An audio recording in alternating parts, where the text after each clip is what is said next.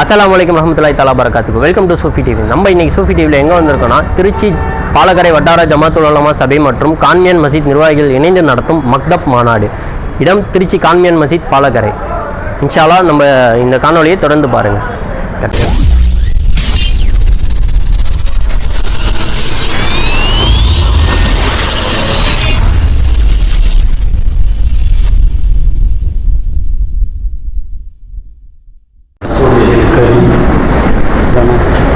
أما بعد فقد قال الله سبحانه وتعالى في كلامه القديم والفرقان الحميد أعوذ بالله من الشيطان الرجيم بسم الله الرحمن الرحيم والذين يقولون ربنا هب لنا من أزواجنا وذرياتنا قرة أعين واجعلنا للمتقين إماما صدق الله العظيم.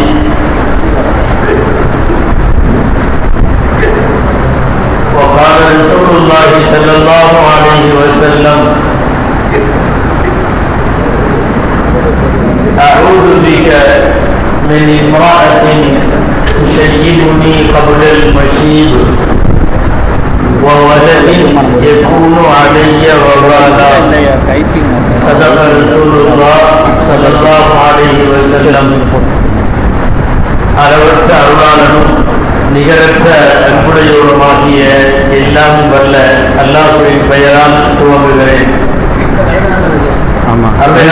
முஹம்மது ரசூலுல்லாஹ் ஸல்லல்லாஹு அலைஹி வஸல்லம் அவர்களின் மீதும் நற்பாக்கியங்கள் நிறைந்த அவர்களுடைய உம்மத்தின் மீதும் குறிப்பாக இந்த உயர்ந்த மஜ்லிஸிலே வீற்றிருக்கிற நம் அனைவர் மீதும் எல்லாம் வல்ல அல்லாஹ்வின் நல்லருள் என்றென்றும் நிறைவாக உண்டாவதாக. ஆமீன். கண்ணியத்திற்குரிய விழாவினுடைய தலைவர், மேடையிலே வீற்றிருக்கக்கூடிய சங்கைக்குரிய உலமா பெருமக்கள், மரியாதைக்குரிய இந்த மஸ்ஜிதினுடைய நிர்வாக பெருமக்கள், சங்கைக்குரிய வட்டார ஜமாத்துல் உலமா சபையினுடைய மாண்பார்ந்த அங்கத்தினர்கள், இதற்கு முன்னாலே உரையாற்றி இருக்கிற மார்க்க அறிஞர்கள், வருகை தந்திருக்கிற பெரியோர்கள், போட்டிருக்கிற தாய்மார்கள்,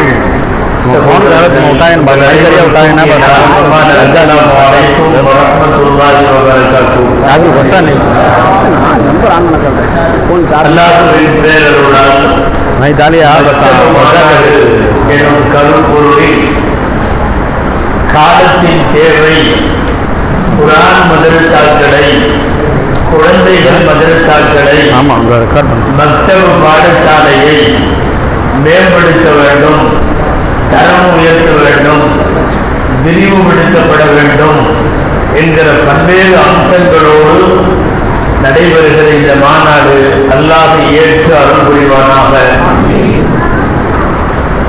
மக்தபுகள் குறித்து சமுதாயத்திற்கு தேவையான சில சிந்தனைகளை இந்த நேரத்தில் உங்கள் கவனத்திற்கு கொண்டு வர முயற்சித்து அல்லாஹ்விடத்தில் துஆ செய்கிறேன். அல்லாஹ் ஜல்ல ஷானஹு தஆலா பயன்தரும் விஷயங்களை பேசவும் நாம் கேட்கவும், தொடர்ந்து அது குறித்து சிந்திக்கவும், வரும் நாட்களிலே செயலாற்றவும் எல்லாம் வல்ல அல்லாஹ் அருள் புரிவானாக.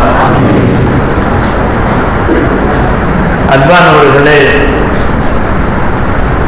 எல்லாருக்கும் சந்ததிகளை பற்றிய கவலை இருக்கும்.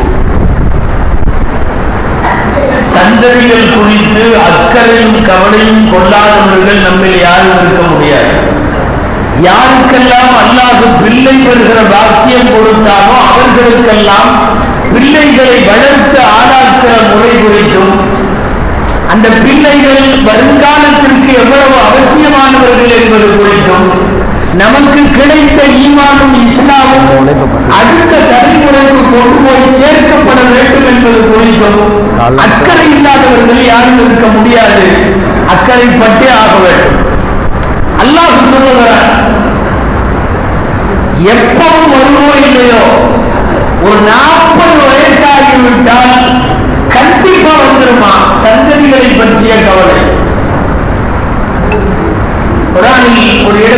வருகிறது. حتى إذا بلغ 40 سنة وقال ربي أوزعني أن أشكر نعمتك என்று வரக்கூடிய வசனத்தில் தெளிவா இந்த வார்த்தை வருகிறது. 40 வயதை அடைந்து விட்டால் அவன் இப்படி துவா செய்வான். அந்த துவாவின் வார்த்தை அல்லாஹ் இப்படி முடிக்கிறான், அஸ்லிஹ் லீ ஃபீ துர்ரியத்தி இன்னி துப்து இலைக வ இன்னி மினல் முஸ்லிமீன். யா அல்லாஹ், என் சந்ததியை சீராக்கி கொடு. 40 வயசு வரைக்கும் அந்த கவலை பல பேருக்கு வருவதில்லை.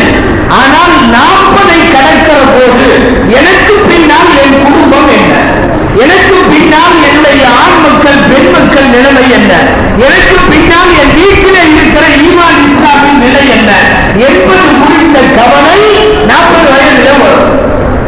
அதனால் தான் குர்ஆனில் இறைநேசர்கள், இபாதுர் ரஹ்மான்கள், நல்லடியார்கள் பிரார்த்தித்த பிரார்த்தனையை நான் துவக்கத்திலே அந்த ஆயத்தை ஓதினேன்.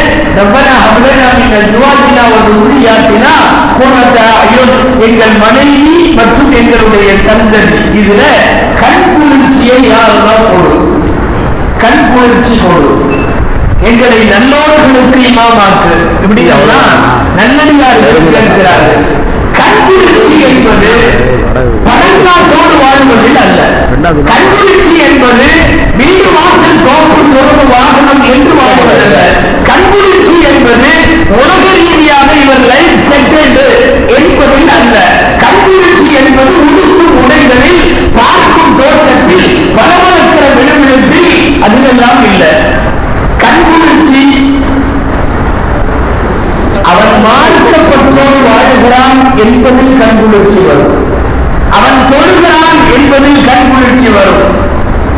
அவன் ஊர் போற்ற வாழ்கிறான் என்பதில் கண்குளிர்ச்சி வரும். தன்மகனை சார்ந்தோர் என கேட்ட தாய் என்பது போல எல்லாரும் நல்லவன் என்று இவரை சொல்லுகிற போது கண்குளிர்ச்சி வரும். கண்குளிர்ச்சி என்பது உலக ரீதியான பணமளப்புகளை பார்த்து வருவதல்ல. கண்குளிர்ச்சி எல்லாருக்கும் சந்ததி குறித்த கவலை வரும். அந்த சந்ததி சரியாக வேண்டுமானால் இஸ்லாத்தினுடைய உயிர் நாடி மக்தபு மதரசாக்கள். நான் மக்தபில் உலமாக்களின் பங்களிப்பு, நிர்வாகத்தினுடைய பொறுப்பு, சமூகம் அணுக வேண்டியது எப்படி என்பது குறித்தெல்லாம் உங்களோடு இந்த உரையில் பேச வேண்டும். மக்களை குறித்த கவலை வந்தால் தானாகவே மக்தபுகளை நோக்கி குழந்தைகளை கொண்டு வந்து விடுவார்கள். இன்னும் சந்ததியை குறித்து அதிக அக்கறையும் கவலையும் ஆழ்ந்த சிந்தனையும் இல்லாதவர்களால் தான் தேய்ந்து போய் கிடக்கிறார். ஒரு காலத்தில் 80 பேர் 100 பேர் ஓடிய குர்ஆன் மதரசாக்கள் இன்னைக்கு 10 பேர் 15 பேர். ஒரு நேரத்தில் காலையும் மாலையும் நடைபெற்ற மக்தப் மதரசாக்களில் மாலை மட்டும், அரை மணி நேரம் மட்டும், சமயங்களில் 10 நிமிடம் மட்டும், சமயங்களில் வீட்டில் மட்டும், சமயங்களில் கல்வி ஆன்லைனில் மட்டும் என்ற ஒரு பாதாளத்திற்கு கொண்டு போய் மதரசாக்களினுடைய வளர்ச்சியை குறித்து குறுகலான வட்டத்திற்குள்ளே நிறுத்துகிற ஒரு சூழலில் நமக்கு இந்த சிந்தனை முக்கியமானது. சந்ததிகள் குறித்து அக்கறை வேண்டும். 3 இடங்களில் ஹஜ்ரத் இப்ராஹிம் அலைஹிஸ்ஸலாமுடைய துஆக்கள் குர்ஆனில் வருகிறது. 3 இடத்திலுமே தங்களுக்கு கேட்கிற நேரத்திலேயே சந்ததியும் இழுத்துட்டு கேட்கிறார். உங்களுக்கெல்லாம் தெரியும், குர்ஆனுடைய முதல் ஜுஸுவிலேயே وَجَعَلْنَا مُسْلِمَيْنِ لَكَ وَمِنْ ذُرِّيَّتِنَا أُمَّةً مُسْلِمَةً لَكَ. அல்லாஹ் எங்கள் 2 பேருக்கு மட்டுமல்ல, நிக்கிறது 2 பேர், இப்ராஹிம் அலைஹிஸ்ஸலாம், இஸ்மாயில் அலைஹிஸ்ஸலாம், 2 பேருக்கு மட்டுமல்ல, முஸ்லிமைன் லக் وَمِنْ ذُرِّيَّتِنَا أُمَّةً مُسْلِمَةً لَكَ. எங்கள் சந்ததி முழுக்க யா அல்லாஹ் முஸ்லிம் சமுதாயமாய் மார்க்கத்தை வழிபாடு பிடித்து வாழுகிற மக்களாய் நாங்கள் வாழ வேண்டும், நீ எங்களை அப்படி ஆக்கு என்று கேட்கிற இப்ராஹிம் அலைஹிஸ்ஸலாம் முதல் துஆ. கஅபத்துல்லாஹ்விலே நின்று கொண்டு பெற்ற மக்களை பக்கத்தில் வைத்துக் கொண்டு கேட்கிறார்கள், யா அல்லாஹ் என்னையும் என் மகனையும் விக்கிரகத்தை வழிபடுவதிலே இருந்து, சிலை வழிபாட்டிலிருந்து, இணை வைப்பதிலே இருந்து எங்களை நீ நீக்கிவை, எங்களை காப்பாற்று. ஆச்சரியமாக இருக்கிறது. இன்னைக்கெல்லாம் மதமாற்றங்கள் அதிகம். நம்முடைய குடும்பங்களிலேயே தீனை துறந்து நழுவில்லா வெளியேறக்கூடியவர்கள் அதிகம். நம்முடைய பிள்ளைகள் யாருடனோ மாறிவிடுகிறார்கள், அல்லது நம்முடைய பசங்க யாருடனோ மாறிவிடுகிறார்கள். காலத்தினுடைய கொடூரம் இன்றைக்கு அந்த அளவிற்கு கொண்டு வந்து தீனுல் இஸ்லாமை துறக்கிற அபாயத்திற்கு உம்மத்தை நிறுத்தி இருக்கிற நேரத்தில் நாம் யோசிக்க வேண்டியது என்ன தெரியுமா? அவ்வளவு பெரிய முஸ்லிமான இப்ராஹிம் அலைஹிஸ்ஸலாம் கேட்கிறார்கள், என்னையும் என் சந்ததியும் சிறுக்கில் இருந்து காப்பாற்றிக் கொடு. உங்களுக்கு தெரியும், குர்ஆன்ல கேள்விப்பட்டிருக்கலாம், 28 இடத்துல ஒரே வார்த்தை வருது. அத்தனை இப்ராஹிம் அலைஹிஸ்ஸலாத்தை பத்தி என்ன வார்த்தை தெரியுமா? மக்கான மினல் முஷ்ரிகீன், இப்ராஹிம் இணை வைப்பவர் அல்ல. வலம் யகும் மினல் முஷ்ரிகீன், இப்ராஹிம் இணை வைப்பவர் அல்ல. குர்ஆன்ல ஒரு வார்த்தை ஹனீஃபான ஒரு வார்த்தை வருது. இந்த ஹனீஃபான வார்த்தை அக்கா அவங்களுக்கு மட்டும்தான் சொல்றாங்க, இப்ராஹிம் அலைஹிஸ்ஸலாத்துக்கு மட்டும்தான், வேற யாருக்கும் சொல்லல. குர்ஆன்ல பல இடத்துல அந்த வார்த்தை வருது. என்ன அர்த்தம் தெரியுமா? கலப்பற்ற முஸ்லிம், முஸ்லிம், தூய்மையான முஸ்லிம். ஹனீஃபன் என்பதற்கு தஃசீரில் எழுதுவார்கள், லா யமீனு இலல் அன்யான் லா யமீனு இலல் யமீன் வ ஷிமால். இப்படியும் சாயாம அப்படியும் சாயாம ஸ்டெடியா நேரா நிரந்தரமா ஒரு ஸ்திரத்தன்மையோடு இருந்தால் அவருக்கு பேர் ஹனீஃபா. நான் எதுக்கு சொல்ல வரேன், முஸ்லிம் அவருதான் சொல்லி இப்ராஹிம் ஹனீஃபான்னு சொல்லிட்டான். மக்கான மினல் முஷ்ரிகீன் இன்னும் சுமார் 28 இடத்துல அவர் இணை வைக்க மாட்டான்னு சொல்லிட்டான். ஆனா அப்படிப்பட்ட தந்தை தன் மகனை கொண்டு போய் நிக்க வச்சுட்டு கேட்கிறாங்க, யா அல்லாஹ், தப்பி தவறி கூட இணை வைக்கிறது மட்டும் என்னையும் மட்டுமல்ல என் புண்ணையும் காப்பாற்றி கொடு.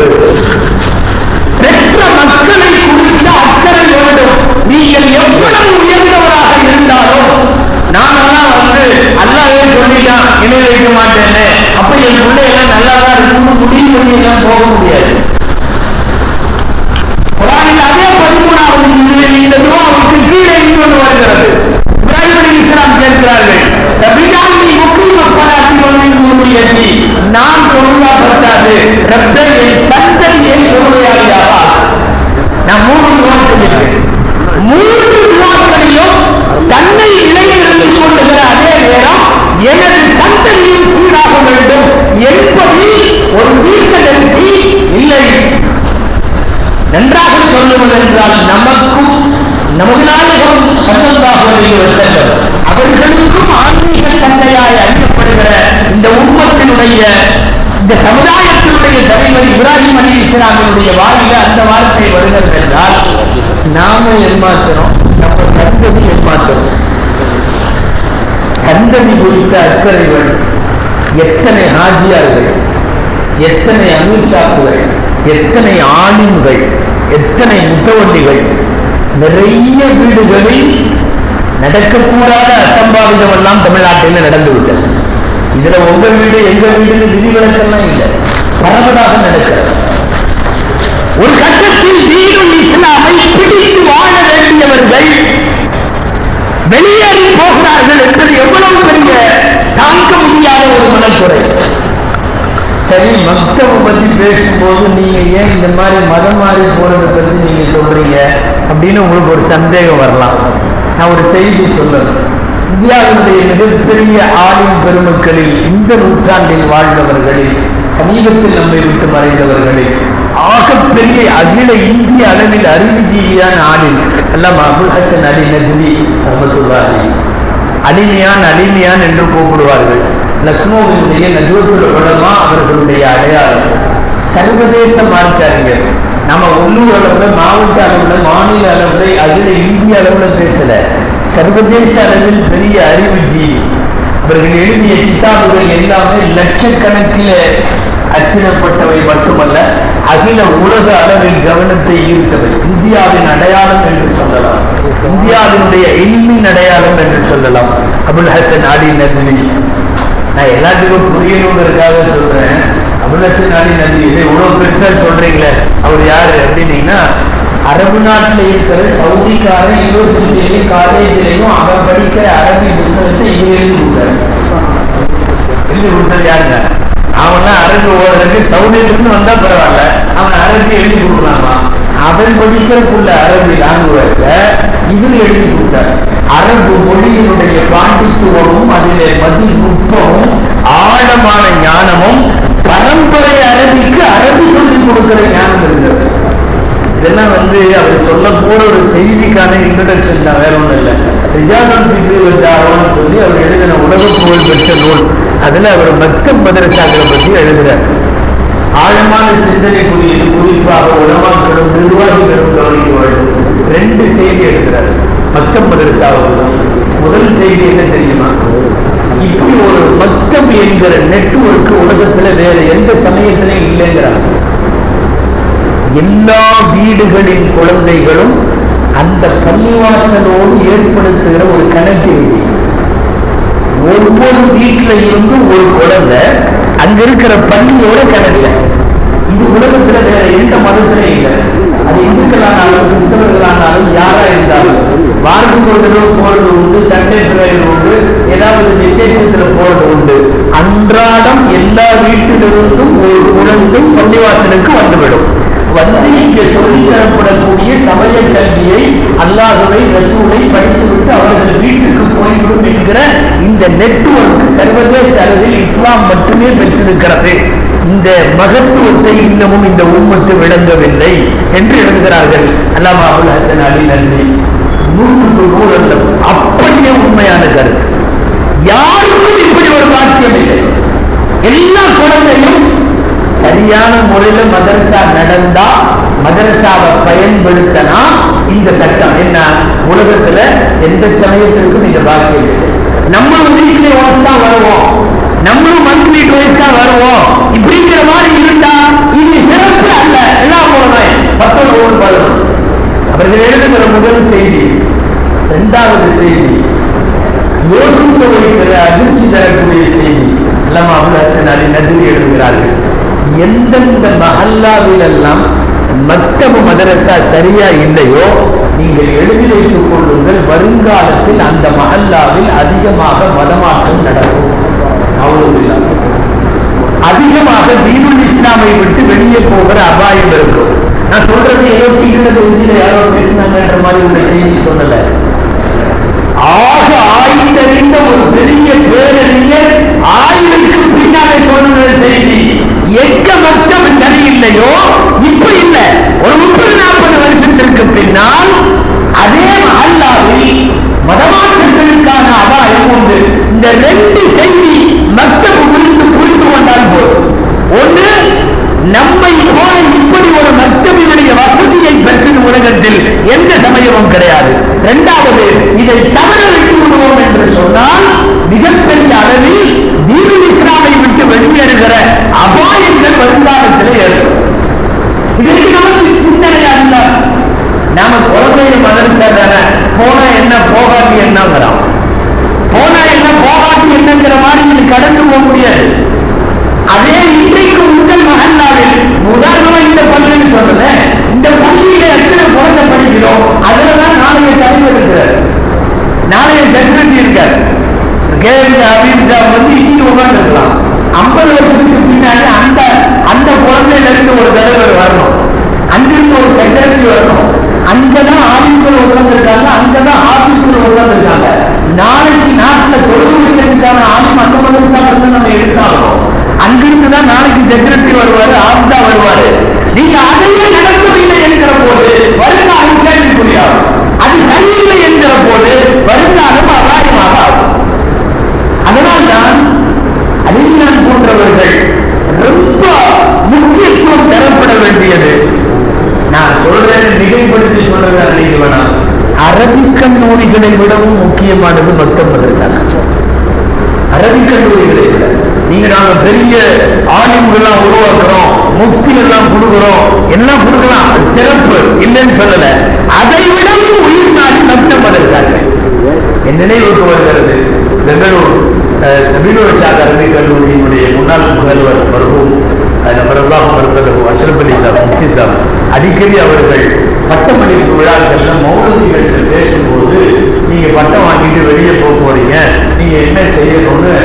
வசியத்து செய்வாங்க. அந்த உபதேசம் செய்கிற போது சொல்லுவார்கள், மக்தபை ஹயாத்தாக்குங்கள்.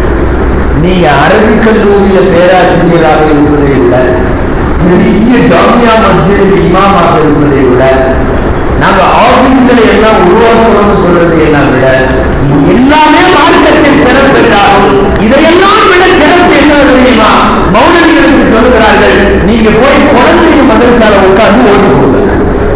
நபிகள் நாயகம் ஸல்லல்லாஹு அலைஹி வஸல்லம் நேரடி சுன்னத் எது தெரியுமா? குழந்தைங்க மதரசால உட்கார்ந்து ஓதி கொடுங்க.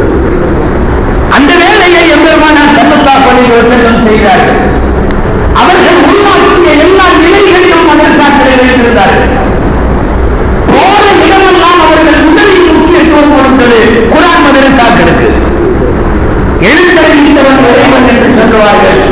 ரப்பு தொடங்குகிற போது இக்ரா என்று தொடங்கினான். ரப்பு சொல்லுகிற போது அர்-ரஹ்மான் அல்லமல் குர்ஆன் என்று தொடங்கினான். அந்த அடிப்படையில் உயிர் நாடுகளாக மக்தப் மதரசாக்கள் வந்தாக வேண்டும். இது மிகப்பெரிய அளவில் காலத்தால் ஒருவேளை இழந்து விட்டால் ஈடு செய்ய முடியாத ஒரு இழப்பாக இது போய்விடும். குர்ஆன்ல ஃபர்ஸ்ட் ஜுஸ் நீங்க நிறைய தடவை பயான்ல கேட்டிருக்கலாம். வஃபாத்தாகிறார்கள் யாக்கூப் அலைஹிஸ்ஸலாம். 10-11 மக்கள், நிறைய பேர் அதில் நபிமார்கள் வேற, யூசுப் அலைஹிஸ்ஸலாம் மாதிரி வஃபாத்தாகிற நேரத்தில் உட்காந்துட்டு கூடி எல்லா பசங்களையும் நிற்க வச்சுட்டு கேட்குறாங்க, நான் போன பிறகு என்ன வணங்குவீங்க? உங்க இபாதத்து எப்படி இருக்கும்? மாத்தா அபுதூன மின் பாதி, எனக்கு பின்னாடி உங்க இபாதத்து என்ன? எல்லாம் சுத்தி இருக்கிற மக்கள் எல்லாம் சொல்லுகிறார்கள், நஅபுது இலாஹக வ இலாஹ ஆபாயிக இப்ராஹீம வ இஸ்மாஈல வ இஸ்ஹாக இலாஹன் வாஹிதா வ நஹ்னு லஹு முஸ்லிமூன். ஒன்றும் கவலைப்பட வேணாம், நாங்கள் நீங்கள் போனதற்கு பின்னாலும் நம்முடைய முன்னோர்களான நபிமார்கள் வழியில் இப்ராஹிம் அலைஹிஸ்ஸலாம், இஸ்மாயில், இஸ்ஹாக் அலைஹிஸ்ஸலாம் இவர்களின் வழியில் நாங்கள் இபாதத்து செய்வோம். சொன்னதுக்கு அப்புறம் கண்ண மூடினார். ஒரு பெற்றெடுத்த தந்தை வஃபாத்திற்கு முன்னால் உன் குடும்பம் மார்க்கத்தில் ஸ்திரமாக இருக்கிறது என்கிற உறுதியை நீங்கள் எடுக்க வேண்டுமானால் விதை போடுற இடம் மக்தப் மதரசா. திடீர்னு கூட்டு ஒரு நாள் நீங்க எல்லாம் நான் போனதுக்கு பிறகு கரெக்டா இருங்க அப்படின்னு சொல்லிட்டு அது வராது. வேறாக இருக்கிற இடம் மக்தப் மதரசாக்கள், முதுகெலும்பாக இருக்கிற இடம் குர்ஆன் மதரசாக்கள்.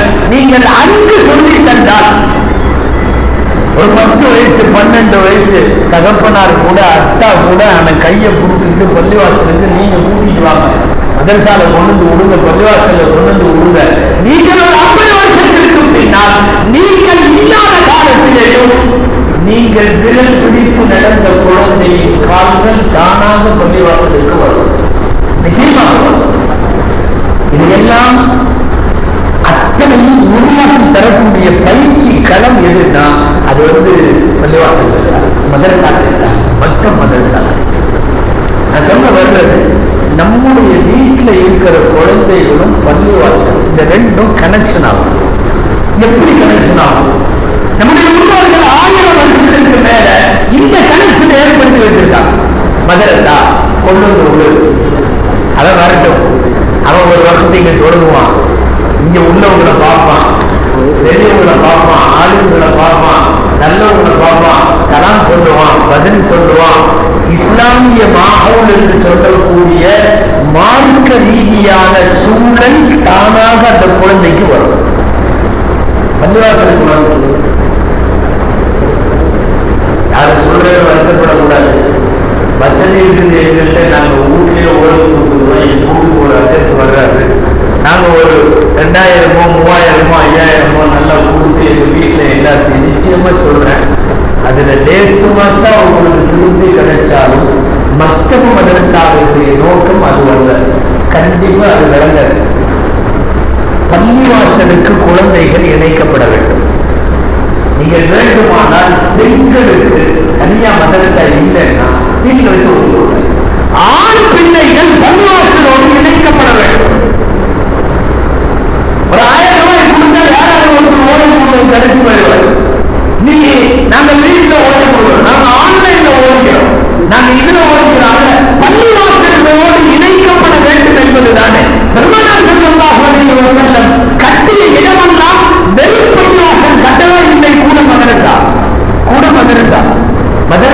இல்லாம தனியா பண்ணி கட்டல. என்ன பெருமானார் ஸல்லல்லாஹு அலைஹி வஸல்லம் தெரியும், இன்றைக்கு இருப்பவர்களுக்கு தொழுவதற்கு பள்ளிவாசல், நாளை தொழ வருபவர்களுக்கு தேவை ஒரு மதரசா. நிகழ்காலத்திற்கு தேவை பள்ளிவாசல் என்றால் வருங்கால முஸ்லிம் உம்மத்திற்கு தேவை மதரசா. இதுவெல்லாம் பெருமானார் ஸல்லல்லாஹு அலைஹி வஸல்லம் கட்டமைத்த மார்க்க ரீதியான கட்டமைப்பு. நீங்கள் கேள்விப்பட்டிருக்கலாம், மிகப்பெரிய ஆளும் இருந்ததை மாலிக் ரஹ்மத்துல்லாஹ். மதீனாவின் ஆளும் அப்படின்னு சொன்னாவே இமாம் மாலிக் தான். இமாமுல் மதீனா, ஆலிமுல் மதீனா, லா யுக்தா வமாலிகுன் ஃபில் மதீனா. இதாக எழுதுறாங்க. மாலிக் இமாம் இருக்கிறப்போ வேற யாரும் ஃபத்வா கொடுக்க முடியாது, அவங்க சொன்னாதான் ஃபத்வா. இன்னைக்கு வரைக்கும் கூட மதீனா வாசிகள் ஏற்றுக்கிறது. புகாரி முஸ்லிம் போன்றவர்களை எல்லாம் விட இமாம் மாலிக் என்ன சொல்றார், அதுதான்.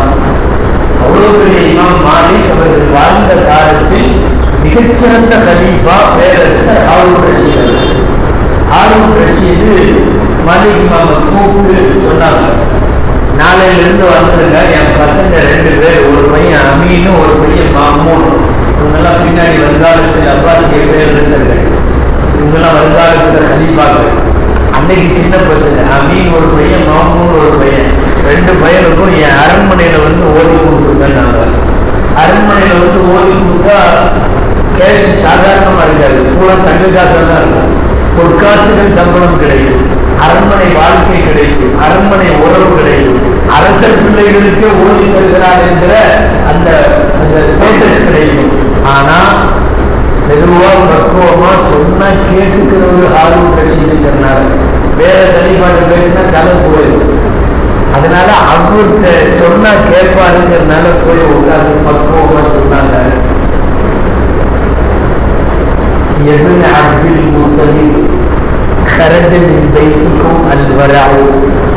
அதாவது இந்த அரசனுடைய வம்சம் போய் போய் போய் சல்லாலிசனுடைய தாத்தா அப்துல் முத்தலிப்ல முடியும்.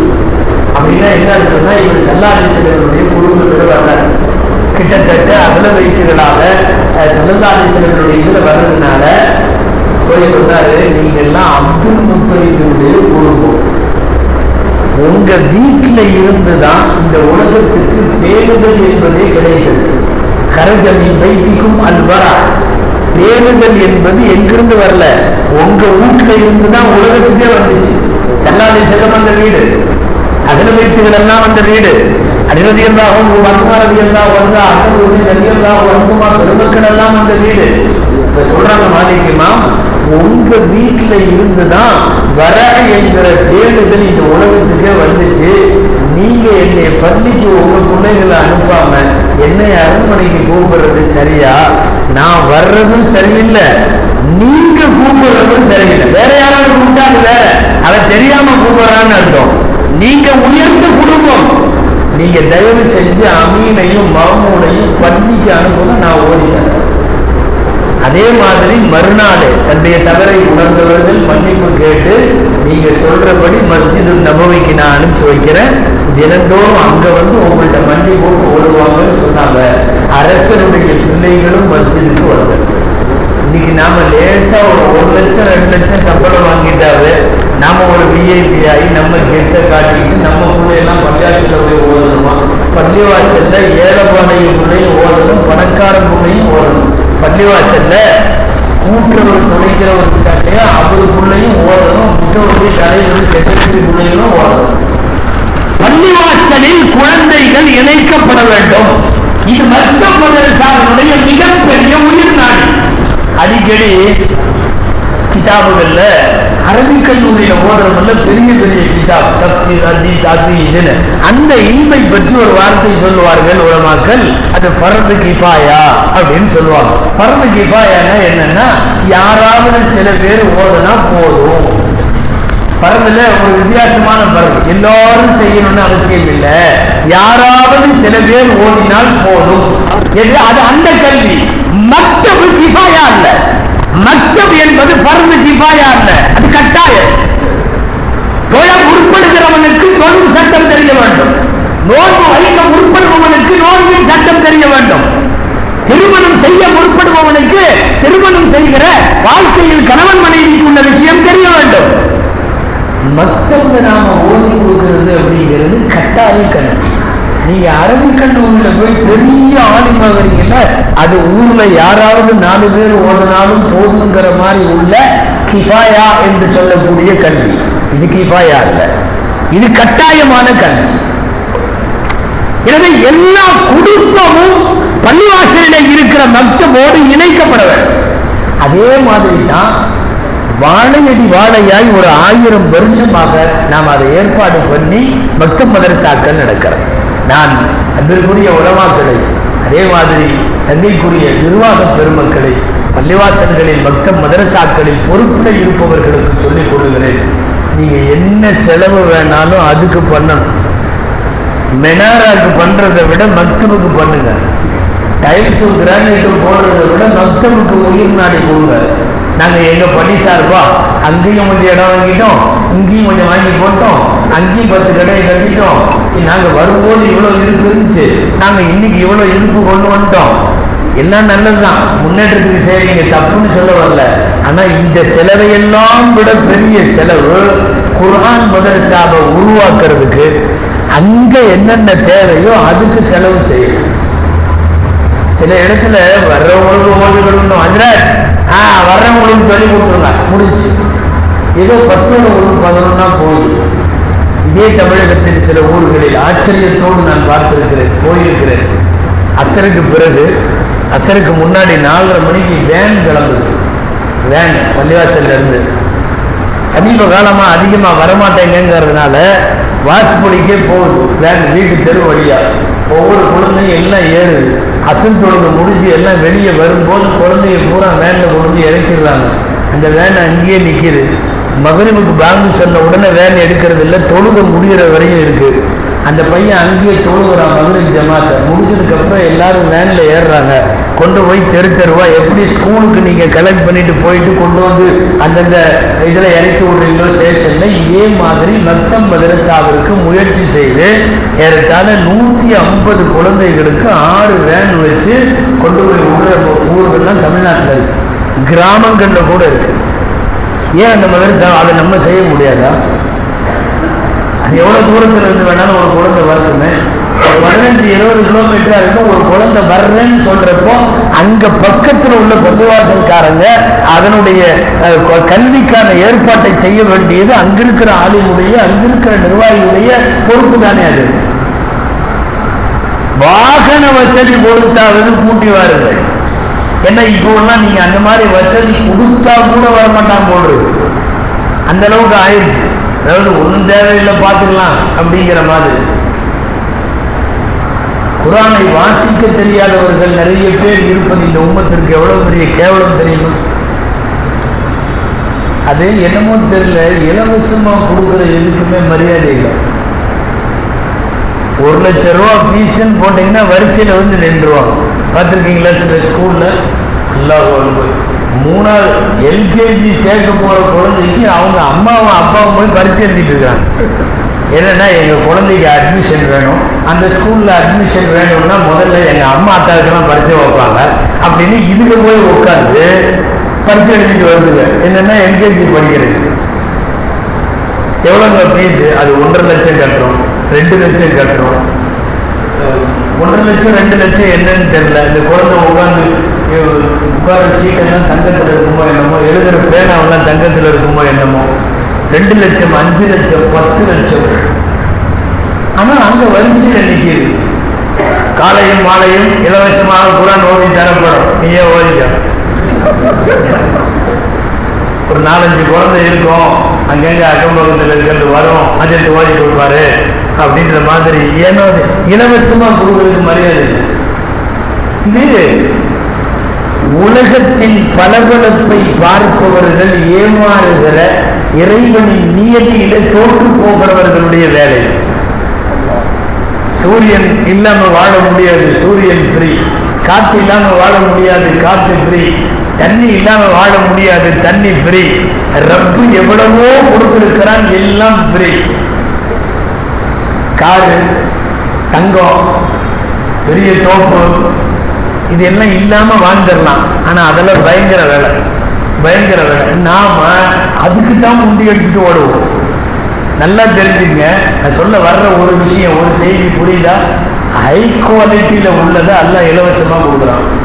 நாங்களும் மக்தபை இலவசமாக கொடுக்குறோம். எதெல்லாம் குவாலிட்டி மோசமோ அதெல்லாம் காசுல விற்கிறான், அதெல்லாம் காசுல விற்கிறான். நீங்கள் இலவசமாக கிடைப்பது என்று குறைத்து மதிப்பிடுகிறீர்கள். ரப்பு இலவசமாக தருவதெல்லாம் ஆக உயர்ந்தது, ஆக உயர்ந்தது. அந்த அடிப்படையில் மக்தபுகளை பார்க்க வேண்டும். எனவே வாகனங்கள் ஏற்பாடு செய்தாவது ஒரு மஹல்லாவுக்கு ஒரு வேன் வாங்குறதுல தப்பு இல்லை. ஒரு பள்ளிவாசல் பேரோட போட்டு குழந்தைகள் மதரசா அல்லது குரான் மதரசான்னு போட்டு நேராக வந்து அது ஏற்றிட்டு போய் ஒரு 1 hour அல்லது 2 hour டெய்லி அந்த வண்டியை மஹல்லா குழந்தைக்கு யூஸ் பண்ணுறதை விட நம்ம வேற என்ன பெரிய பொறுப்பு சாதிச்சிட போகிறோம். நான் நிர்வாகிகளின் கவனத்திற்காக சொல்லுகிறேன். இன்னொன்று என்னன்னா, நிறைய கொஞ்சம் பரிசுகள் கொடுத்து ஊக்குவிக்கணும். குழந்தைகளுக்கு மெயினே அதுதான், உண்மையானமே அதுதான். அந்த பரிசு தான் உருவாக்கும்.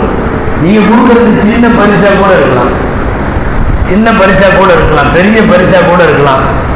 அதுதான் தஷ்ஜீஅ என்று சொல்வார்கள். அல் அவுலாத், குழந்தைகளை பரிசுகள் கொடுத்து ஊக்குவித்தல்.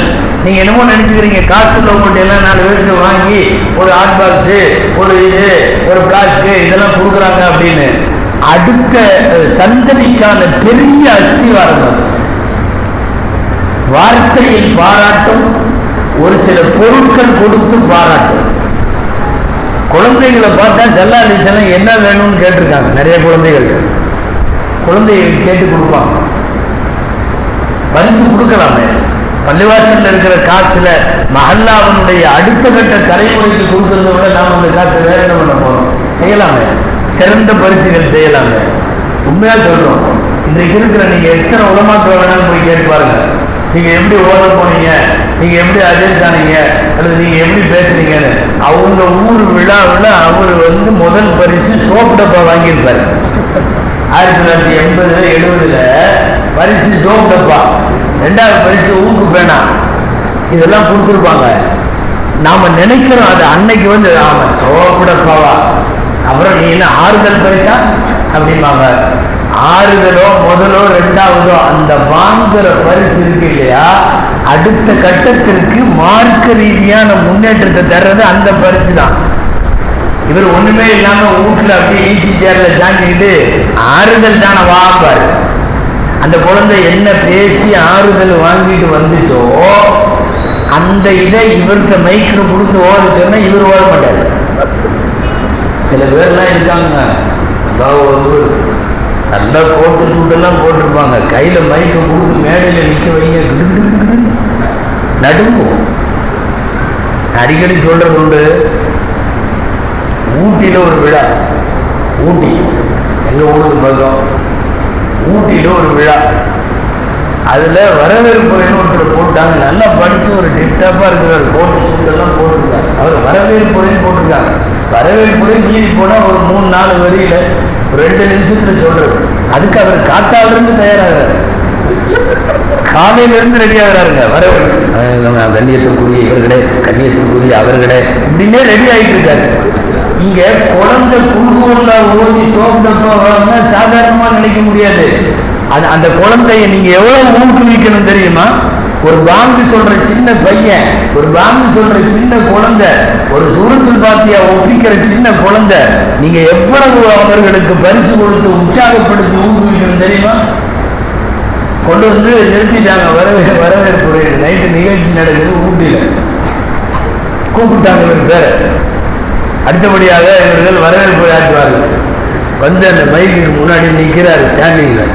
இந்த நோட்டீஸ் ஆடுது, கை ஆடுது, மைக்கு ஆடுது, எல்லாம் மேடையே ஆடுற மாதிரி இருக்கு. நல்ல கவனிக்கணும். வேர்த்து ஒழுங்குதுங்க ஊட்டியில. திருச்சியில வேர்க்கலாம், ஊட்டியில வேர்த்து ஒழுகுது. அப்புறம் ஒரு வழியா சிறப்பு விருந்தினர் அவர்களே, வருகை வந்திருக்கிற அசிரத் அவர்களே, தலைவர் உங்கள் அனைவர்களும் வருக வருக வருக வருக, என்ன வர வர வேக்கிறேன்,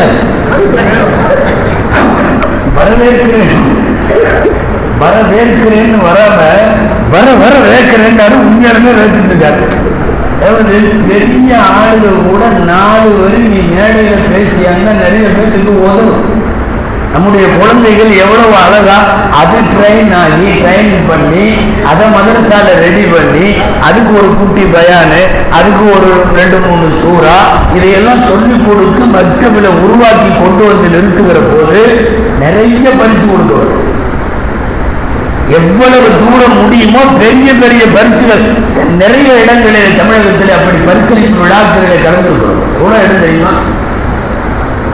ஒண்ணு வேண்டாம், குழந்தைகளை பொதுவாகவே சாக்லேட் கொடுத்தா தான் வருங்கிற மாதிரி இருக்கிறப்ப நம்மளே அதுதானே பண்றோம். இந்த உனக்கு ஒண்ணு தர்றேன் அப்படின்னா தானே குழந்தை வரும். அப்படி கொடுக்கலாமே. ராமநாதபுரம் மாவட்டத்தில் சில குழந்தை மதரசா தான் சொல்றேன். 1 கிராம் தங்கம், 1 கிராம் தங்கம் இந்த போட்டிகளில் ஜெயிக்கிறவங்களுக்கு என்ன தெரியுமா? அப்படின்னா 250 பேர் 300 பேர் மதரசால. நீ தங்கம் கொடுத்தீங்கன்னா அப்புறம் வேற என்ன? சேலஞ்சு பண்றேங்க. வேணும்னா உங்க மகளால முதல் பரிசு 3 கிராம் தங்கம், அது இன்னைக்கு இருக்கிற விலையை தலைவர் ராஜினாமா பண்ணிடக்கூடாது. முதல் பரிசு 3 கிராம் தங்கம், 2ஆம் பரிசு 2 கிராம் தங்கம், 3ஆவது பரிசு 1 கிராம் தங்கம்னு அறிவிங்க. இந்த மகளால மற்றபடி குழந்தையெல்லாம் இல்லை, நாளைக்கு மௌத்தா போற கிழமையும் சேர்ந்து எனக்கும் ஓதி கொடு, நானும் வர்றேன் அப்படின்னு இல்லை. பரிசுகள் கொடுத்து ஊக்குவிக்க வேண்டியதும் அதை 4 பேர்த்துக்கு முன்னாடி ஒரு அங்கீகாரம். இன்னாருடைய மகன், இன்னாருடைய இந்த பையன், அவர் கிராத் போட்டியில் முதல் பரிசு பெறுகிறார் அப்படின்னு சொல்லி கொடுக்கிறோமா இல்லையா? பள்ளிவாசலை விட்டும் மதரசாவை விட்டும் மார்க்கத்தை விட்டும் வருங்காலத்தில் அவன் நகர்ந்து போகாமல் இருக்க அது ஒரு அங்கீகாரம். அந்த அங்கீகாரத்தை தான் தர வேண்டும் என்று சொல்லுகிறேன். அதனால வாகனம் வைத்தாவது மதரசாவை மேம்படுத்துங்கள், உயர் பரிசுகள் கொடுத்தாவது மதரசாக்களை மேம்படுத்துங்கள். சில பேர் இதுல பையன் காலேஜ் படிக்கிறாங்க, குர்ஆன் ஓத தெரியாத பையன் வெட்கப்படும். உண்மையாலுமே அந்த பெற்றோர் வெட்கப்படும். அல்லாஹ் அவங்களுக்கு பிள்ளையை கொடுத்ததுக்காக வெட்கப்படும்.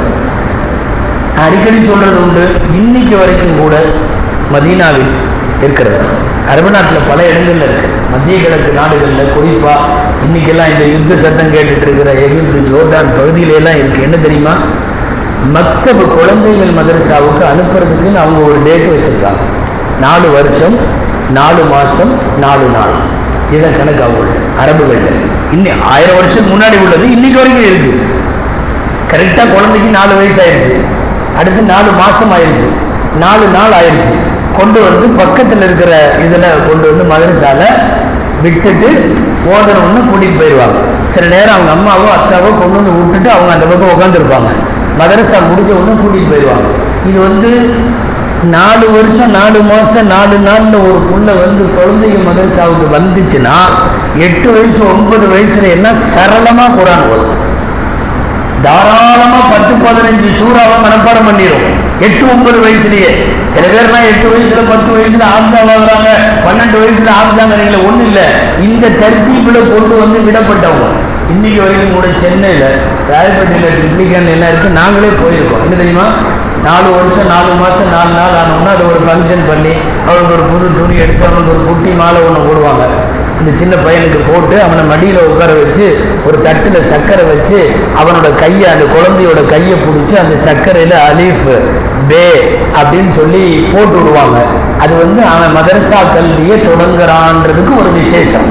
இது பாரம்பரியமாக இருக்கக்கூடிய சில பழக்கங்கள். சென்னையில் இன்னைக்கும் அது இருக்கு. சில குடும்பங்களில் அரிசியில் எழுத வைப்பாங்க, சில குடும்பங்களில் சர்க்கரையில் எழுத வைப்பாங்க. எழுத வைக்கிற தேதி இதுதான், 4 வருஷம் 4 மாசம் 4 நாள். அதோட அன்னைக்கு அரிசியில சர்க்கரையில் எழுதின உடனே அந்த குழந்தை குர்ஆன் மதரசாவுக்கு போயிடும். என்ன ஆகும் தெரியுமா? 7 வயசு 8 வயசுல அவங்க வாப்பா ஓட தெரியாது, அவங்க அம்மா ஓட தெரியாது, அவங்க குடும்பத்துல கூட எல்லாம் தப்பு தப்பா ஓதுவாங்க. இந்த குழந்தை ஜம்முன்னு ஓதும். நாம இப்படியெல்லாம் நிறைய மதரசாக்கள் குர்ஆன் மதரசாக்கள் கொண்டு விடுறதுல நாம காட்டிய சுணக்கம், அதுதான் இன்னைக்கு இவ்வளவு பெரிய விளைவு. நிறைய சோர்ந்து போயிடுச்சு. குர்ஆன் ஓத தெரியாத கல்லூரி மாணவர்கள் இருக்கிறார்கள்.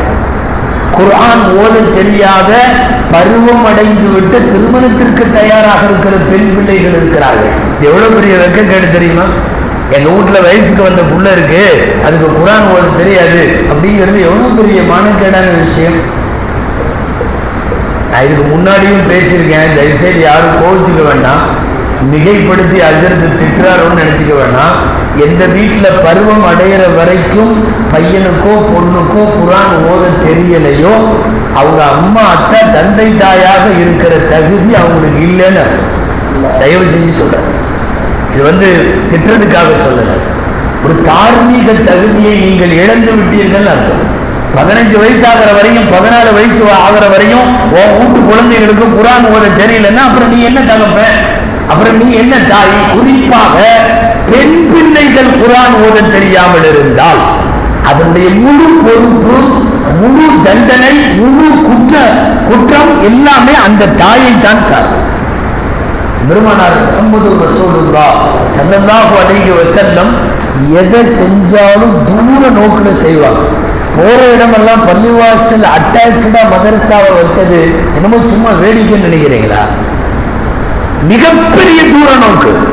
இன்னைக்கும் சொல்றோம், மதரசா இல்லாமல் பள்ளி இருந்தால், அதாவது மஹல்லா இருக்கு, பள்ளிவாசல் இருக்கிறது பிரம்மாண்டமா, அங்க மதரசா சரியா இல்ல அல்லது நடக்கல அப்படின்னா அந்த குற்றம் அங்க இருக்கிற உலமாக்களையும் அங்க இருக்கிற நிர்வாகிகளையும், அதாவது எங்களையும் சாரும் நிர்வாகிகளையும் சாரும். நிச்சயமா வெறும் பள்ளிவாசல் ரசூலுல்லாஹ் உருவாக்கல, அட்டாச்சா தான் எல்லா பள்ளிவாசல். முதல்ல உருவானது சொல்ல போன பள்ளிவாசல் கூட இல்லை, மதரசா தான். மக்காவோட காபிர்கள்லாம் கூடி பேசுறதுக்கு இடம் இருக்குது. அவங்களுக்கெல்லாம் தாருன் நதுவானதுக்கு பேர். அவன்லாம் உட்காந்து மசூரா பண்ணுவான், எல்லாம் பண்ணுவான். அவனுக்கு ஒரு இடம் இருந்து நமக்கு இடமே இல்லை. செல்லாசன் சொன்னாங்க, வகி வருது, குரான் ஆயத்து வருது, ஓதணும், ஓதி கொடுக்கணும், இறங்கினதை மனப்பாடம் பண்ணணும், வகியை பற்றி விளக்கம் சொல்லணும், டிஸ்கஸ் பண்ணணும். நம்மளுக்கு இடம் இல்லைன்னு சபையில் சொல்லிட்டு இருந்தப்ப தான் ஒரு 15-16 வயசு இருக்கும். ஒரு சில அறிவிப்பில் 11 வயசு தான் எழுதுறாங்க. இந்த சின்ன பையன் ஒருத்தர் எழுந்திரிச்சார், அவர் அர்க்கம்னு பேர். அவர் எதிர்த்து சொன்னார், என்னுடைய சொந்த வீடு நான் தர்றேன், நீங்கள் அதில் மார்க்கத்தை பரப்ப எடுத்துக்கொள்ளுங்கள் அப்படின்னாரு. உலக வரலாற்றிலேயே முதல் மதரசா அர்க்கமுடைய வீடு. ரசூலுல்லாஹ் மறுநாள் காலையில் அங்கே போயிட்டாங்க. வரலாற்று புகழ் பெற்ற வீடு அது. ஹம்ஸா ரலியல்லாஹு அன்ஹு இஸ்லாத்தில் சேர்ந்தது அங்கே, உமர் ரலியல்லாஹு அன்ஹு இஸ்லாத்தில் சேர்ந்தது அங்கே, ஆரம்ப வகியை பூரா படிக்கப்பட்டது அங்கே. இவர் தெரிஞ்ச ஆயத்தை அவர்கிட்ட ஒப்பிப்பார், அந்த சஹாபி தெரிஞ்ச ஆயத்தை இந்த சஹாபிட்ட ஒப்பிப்பார். ஒரு குரான் கிளாஸ் முதல்ல நடந்தது அர்க்கம். நல்லா தெரிஞ்சுக்கணும், 13 வருஷம் மக்கா வாழ்க்கையில பள்ளிவாசல் இல்லை, ஆனால் மதரசா இருந்தது. 13 வருஷம் ரசூல் ஸல்லல்லாஹு அலைஹி வஸல்லம் மக்கா வாழ்க்கையில் பள்ளிவாசல் மக்காவில் கட்டல அல்லது கட்ட முடியல. ஆனால் மதரசாவை திறம்பட உருவாக்கி மக்காவிலிருந்து குர்ஆன்ல பயிற்சி பெற்ற பெரும் ஆட்களை உருவாக்கினார்கள். அதுல ஒருத்தர் தான் முஸ்அப் இப்னு உமைர்ங்கிறவர். அந்த அர்க்கம் மதரசால ஓதி ரெடியாகி அவரு குர்ஆன் ஓதி கொடுக்கறதுக்கு மதீனா போனார். மதீனா போய் வீதியா ஓதி கொடுத்தார். நான் எதுக்கு சொல்றேன்னு கொஞ்சம் கவனிங்க. ஸல்லல்லாஹு அலைஹி வஸல்லம் ஃபர்ஸ்ட் டைம் மதீனால நுழையிறாங்க. பூரா முஸ்லிம்கள் வரவேற்கிறது நிற்கிறாங்க. உங்களுக்கு ஒரு சந்தேகம் இருக்கணும், ரசூலே இன்னும் போகல, பின்ன எப்படி அங்க முஸ்லீம் ஆனாங்க? ரசூலே இப்பதான் என்ட்ரி உள்ள மதீனால. இவ்வளவு பேர் எப்படி இருந்தாங்க? ஒண்ணுமே இல்லை. இவங்க குர்ஆன் ஓதி கொடுக்கறதுக்கு போனவங்க போய் மரத்தடியில, முச்சந்தியில, ரோட்ல எல்லா இடத்துலையும் குர்ஆன் ஓதி கொடுத்து குர்ஆன் ஓத தெரிந்த ஒரு பெரிய சமுதாயம் ரசூல் ஸல்லல்லாஹு அலைஹி வஸல்லம் உள்ளே வருகிற போது தலஅல் பத்ரு அலைனா மின் தனியாத்தில் விதா என்று சொல்லி ரசூலை வைத்து படித்து வரவேற்க ஒரு உம்மத்து நின்றிருந்தது. அத்தனை பேரும் குர்ஆன் ஓதியவர்கள். அன்பானவர்களே, அர்க்கம் மதரசா முதல் மதரசா. சரி, மதீனா போன பிறகு பள்ளிவாசல் கட்டுறாங்கன்னு பார்த்தா பள்ளிவாசலோட அட்டாச்சா திண்ணை மதரசா. உங்களுக்கு எல்லாம் தெரியும், பள்ளிவாசல் கட்டுறதுக்கே அங்கே ஒன்றும் இல்லை, படாத பாடு. வெறும் கீழே மணல் சஜிதாவே மணல்ல தான். வெயில் காலத்தில் வேர்வையோட சஜிதா செஞ்சா நெத்தி பூரா மணலாக தான் இருக்கும். ஸல்லல்லாஹு அலைஹி வஸல்லம் வஃபாத் ஆகிற வரையும் மணலாக தான் இருந்தது கீழே. நாம் இங்கே டைல்ஸு தரையில் லேசாக தூசி இருந்தால் கர்ச்சீப்பில் வச்சு பட்டாசு வெடிக்கிறாங்க. போட்டு தட்டி என்னென்ன தூசியும் இருக்கக்கூடாது. கொஞ்சம் தூசி இருந்தால் மோயிலர் குறைஞ்சாரு. மணல்ல தான் சஜிதா. அரை அரை இடுப்பு அளவுக்கு கல், இதெல்லாம் ஓப்பன் தான். பள்ளிவாசல் கட்டினாங்க, மஸ்ஜித் நபவி ரசூலுல்லாஹ்ங்கறீங்களே, பிரம்மாண்ட பள்ளியெல்லாம் இல்லை, இடுப்பு வரைக்கும் கல், மேலே கூரை, பேரிச்சம்பழம், இது தென்னை மரம் இது மாதிரி பந்தல் போட்டாச்சு. நடுவில் பேரிச்சம்பழ மரத்தோட தண்டு, நம்ம தென்னை மர தண்டுலாம் வைப்போம்ல இதுக்கு குடிசை போடுறது, அந்த தண்டு, இவ்வளவுதான் பள்ளி. ஆனா இன்னும் கொஞ்சம் எக்ஸ்ட்ரா பின்னாடி போடுங்க அப்படின்னு சொல்லி ஒரு திண்ணையை செட் பண்ணி அங்க ஒரு பந்தரை இறக்கி, இன்னைக்கும் நாம மஸ்ஜித் நபவியில போனா தொழுகலாம். திண்ணை தோழர்கள் அமர்ந்து சுஃபா மதரசா என்கிற திண்ணை மதரசா, கல்வி வேண்டும் என்பவர்கள் அங்கே போய் தொழுது துவா செய்வார்கள். நாங்கள் போகிற போதெல்லாம் அங்கே தொழுகுவோம்.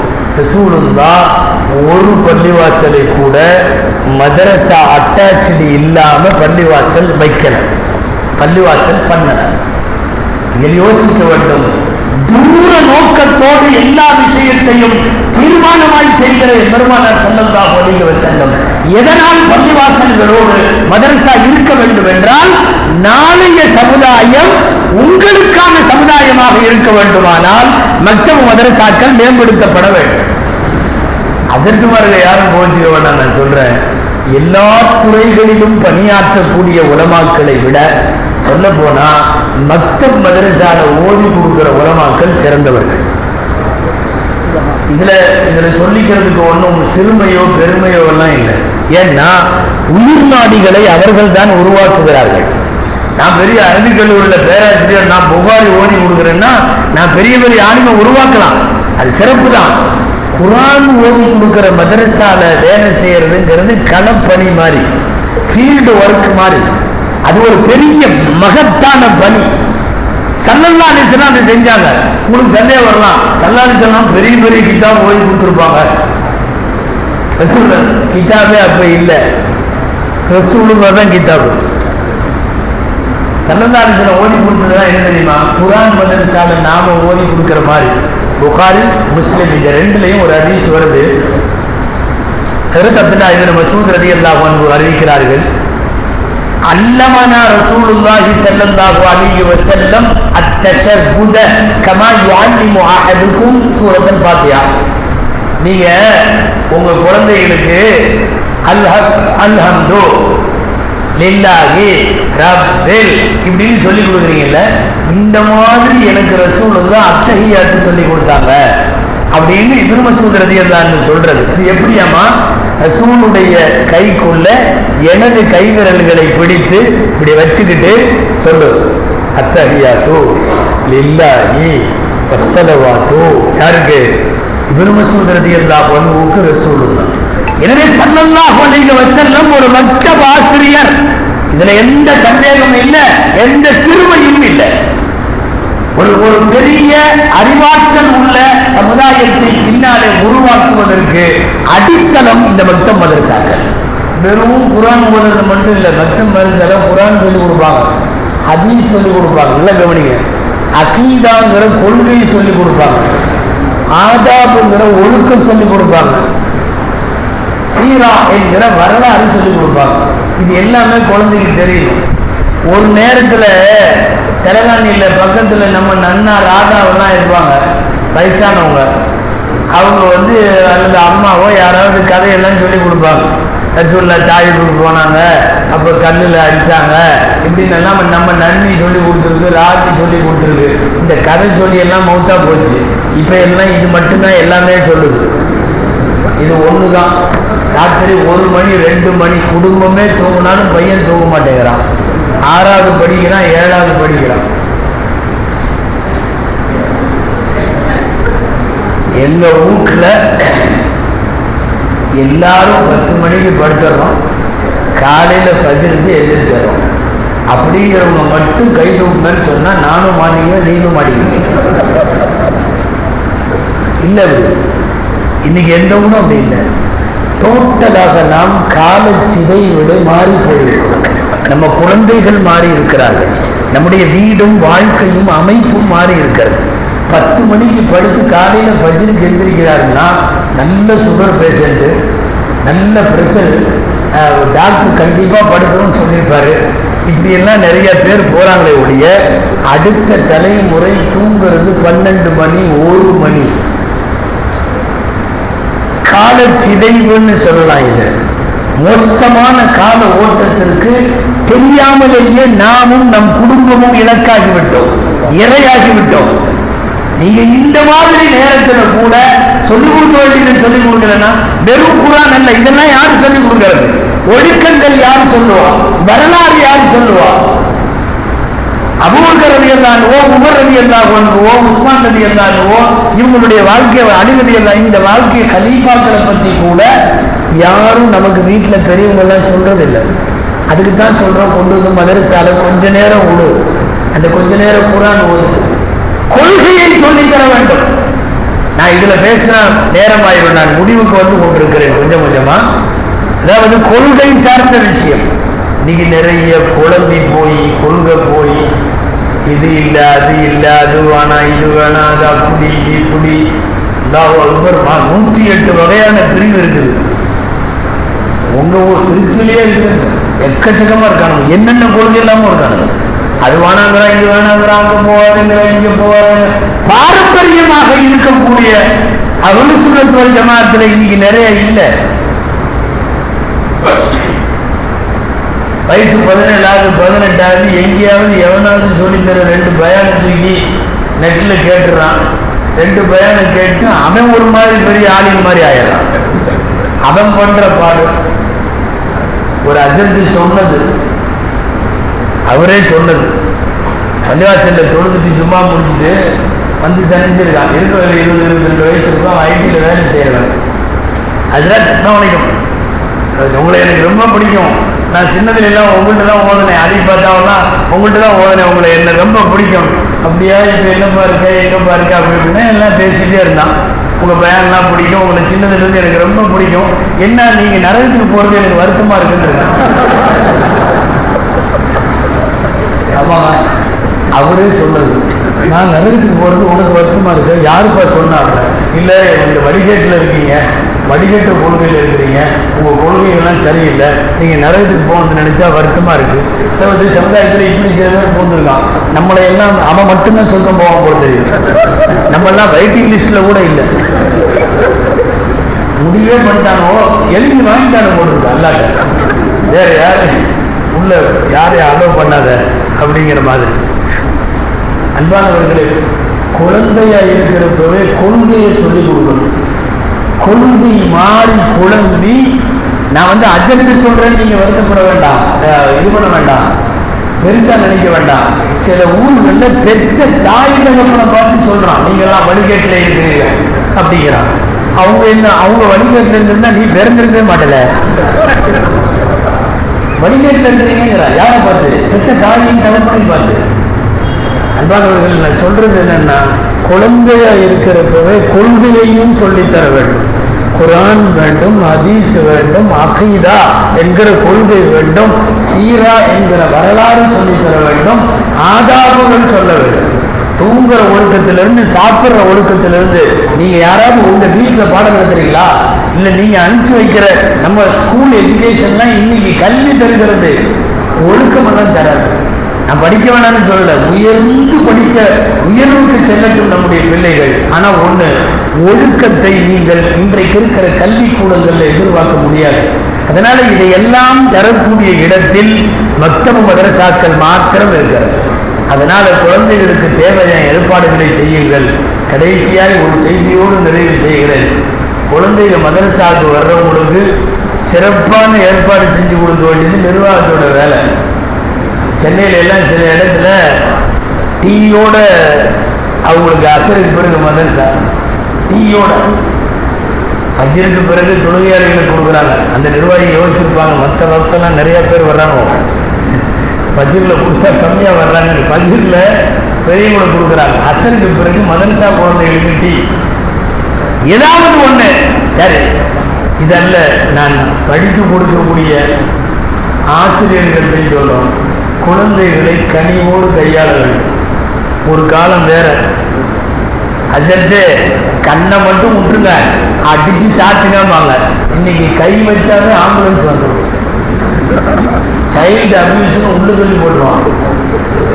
லேசா கூட மிரட்ட முடியும். என்னமோ என் பையன் அந்த அஜர் மிரட்டினாராமா அப்படின்ட்டு உள்ள வந்துடுறாங்க. அதனால இன்னொன்று, குழந்தைகள் மதரசாவிலே படித்து தருபவர்களுக்கு தேவை இரக்கம், கிருபை, கருணை, அன்பு. குழந்தைக்கு இப்படி கையை தோண்ட போட்டு தான் அந்த அன்போடு தான் ஓதி கொடுக்க முடியும் ஒழிய, இன்னைக்கு உள்ள குழந்தைகளை நம்ம பழைய பாதையில் பெரம்போடு எல்லாம் ஓதி கொடுக்க முடியாது. பெரம்பு நம்ம பக்கம் திரும்பிடும். இன்னைக்கு உள்ள சூழ்நிலை. ஒரே ஒரு செய்தி இதோட தான் முடிக்க போகிறேன். சூரத்துல் கஹஃப் உங்களுக்கு தெரியும். கஹஃப் சூரா மூசா அலைஹிஸ்ஸலாம் ஓத போகிறாங்க. முழு வரலாறு சொல்ல மாட்டேன், 2 வரை தான் சொல்லுவேன். உஸ்தாத் யாருன்னா ஹித்ர் அலைஹிஸ்ஸலாம் போய் ஓதுறாங்க. ஆசிரியர், மாணவர்.